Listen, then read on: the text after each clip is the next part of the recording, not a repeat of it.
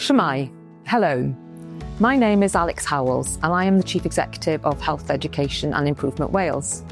We are the strategic workforce organisation and the statutory education body for NHS Wales. And we do this through a range of functions which include workforce planning, workforce intelligence, careers and attraction, leadership development and talent management, and education and training across many health professions. Our people are our most valuable asset in the NHS, and our job is to work with our partners, particularly our NHS colleagues, to develop a skilled and sustainable workforce that is motivated and engaged to improve care for patients and the health of our population. In this short video, we are going to share what we're going to do about this in the next 1 to 3 years through our integrated medium-term plan, which all NHS organisations have to produce on an annual basis. Our plan in HAW supports the delivery of the workforce strategy for health and social care in Wales, and this was published in 2020. And our plan also responds to the Welsh Government's remit letter, which sets out the Cabinet Secretary's requirements for 2025-26. The plan has been developed to make sure that we make the best use of the financial allocation we receive from Welsh Government, recognising that money is extremely tight in the NHS at the moment, and requiring us to be as imaginative as possible to deliver added value. HAW's allocation this year is around £365 million. 85% of that we spend on education and training. Although we have seen the NHS workforce increase over recent years, there are still challenges and deficits in key areas, as well as a constant increase in demand on health services from an ageing population and a population which is experiencing a growing level of chronic conditions. But we also need to recognise that there are lots of opportunities to work differently and to transform how we work and deliver care. For example, by developing the workforce models and skills that we need to focus on prevention and delivering care closer to home. Another area is closer integration with new digital solutions and technological advancements. These are critical to the safety and quality of care and can release many benefits for our workforce as well. We've identified 8 key areas of work for the next few years to take this forward. Our first priority is to develop national workforce solutions that support productive and good quality health services, with a particular focus on access to care. Waiting lists, bottlenecks in care pathways and delays are a key concern for patients and staff alike, and workforce issues are often a contributory factor. This could include clinic appointments, operations, cancer treatment, as well as urgent and emergency care. So our plan includes a number of projects targeted at improvements in our diagnostic workforce models, such as endoscopy, our theatre staffing and skills, the future development of cancer specialist nurses, and competence frameworks for end-of-life and palliative care and urgent care. A new area of work for us in the coming year will be to support the Women's Health Plan with a focus on education, training and skills development. Priority 2 is about how we transform the workforce from one which is focused mainly on hospital services to supporting preventative and place-based healthcare.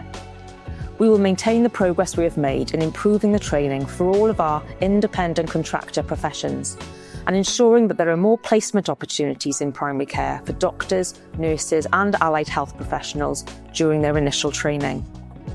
Working closely with Public Health Wales and the Strategic Programme for Primary Care, we will be continuing to expand the role of the primary and community care academies who are supporting development of the wider professional teams, as well as implementing other important actions in the Strategic Workforce Plan for Primary Care. Education and training is at the heart of what we do in HAW and is the basis of Priority 3. This will include implementing the Education and Training Commissioning Plan for 25-26, which includes undergraduate programmes working closely with our Welsh universities, as well as postgraduate training, which often operates as part of a UK system.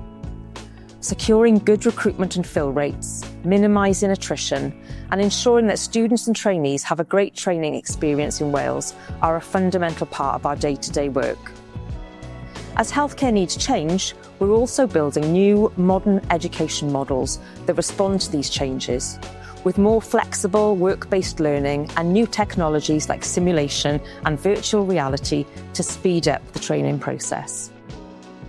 Next year, this will include the development of an NHS Wales Clinical Skills and Simulation Academy, as well as continued development and rollout of AaGIC Dysgu e-learning platform.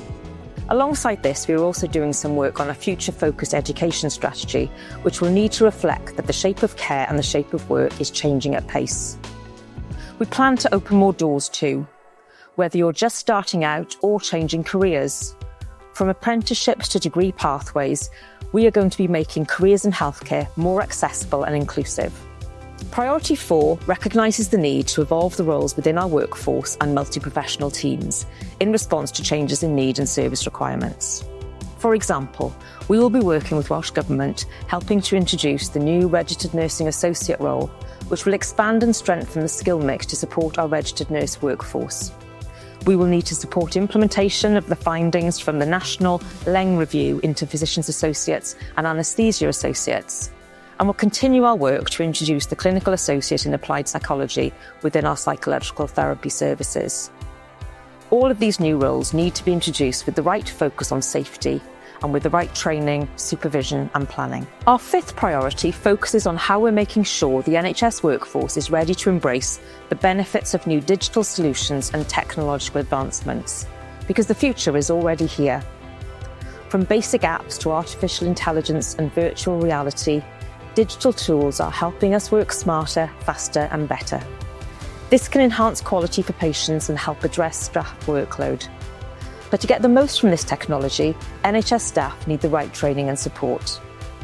We're expanding our digital skills training, making sure that people in the NHS, from frontline staff to our leaders, have the knowledge and ability to use technology to improve care. We're also developing new education approaches so that our workforce can use artificial intelligence, precision medicine and genomics so that patients benefit from the latest health breakthroughs. This will support quicker diagnoses and more personalised care. The 6th priority underlines our important role in building compassionate and collective cultures and leadership in NHS Wales. This is vital for staff engagement and well-being, which in turn is vital to the quality of care for our patients and service users. We will continue to expand our range of leadership development programmes, targeted at various groups of leaders, and developing important talent pipelines for future roles. In particular, this will include a board members induction programme, as well as bespoke support for operational managers who are at the very sharp end of helping our clinical teams deliver services. We're also working hard to make sure our future NHS leaders reflect the communities we serve, supporting greater diversity and fairness in our leadership that reflects the communities that we serve in Wales. In collaboration with UK colleagues, we will be introducing a new code of practice and competence framework for all NHS managers over the next few years, recognising their key role in our complex health environment. The next area of work, Priority 7, is focused on the future and recognising that getting the right workforce needs effective planning. Over the last few years, we've worked closely with NHS Wales, social care partners and educators to create strategic workforce plans in key areas, like mental health, genomics, nursing and perinatal care.